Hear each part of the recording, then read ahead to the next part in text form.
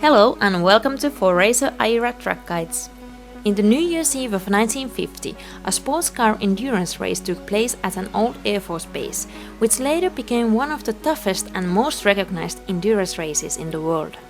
The track became known as Sebring International Raceway, and it hosts a number of races throughout the year, mainly the 12 Hours of Sebring, but also other races, and it's the winter home for the well-known Skip Barber Racing School. The circuit has had its configuration changed a few times, but the most prominent feature has remained, the track surface. Even today parts of the tracks are made of concrete slabs, and the seams are anything but even. Almost every spot of the track is very bumpy, which limits the setup options quite severely. The cars need high downforce to have at least some grip, even though the track has a few long straights.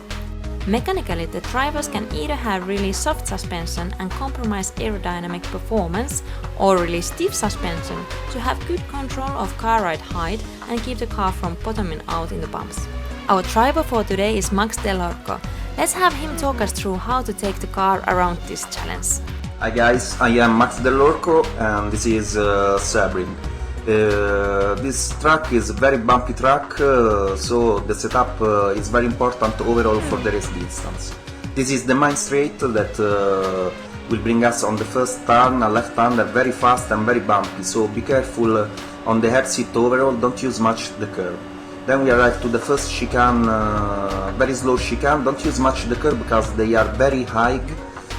For this left-hander, stay inside here and try to have a good traction for the big bend part of the track, this little straight that will bring us to the hairpin, probably the slowest turn of the track. Stay inside the curve, but don't use the terrain because it will let us oversteer easily. We arrive to the Fangio complex of the track, this straight that will be with us to the next turn, the Cunningham. Stay inside here and pay attention to the acceleration because the track is very slippery and it is easy to oversteer.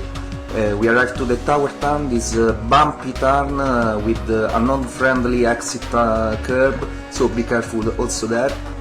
And we are in the Bishop complex, very fast complex with this right-hander, very fast. Don't use much the curb in both this turn because they are very slippery, this curb. And finally we are to the last turn, the Le Mans turn. Use all the curb on exit because it is very flat, and we are on the last straight that will bring us on the last turn, the Sunset Bend, a very fast turn, overall very bumpy in the end, so a good balance here is required. Pay attention on the exit and good luck for the race. See you on track.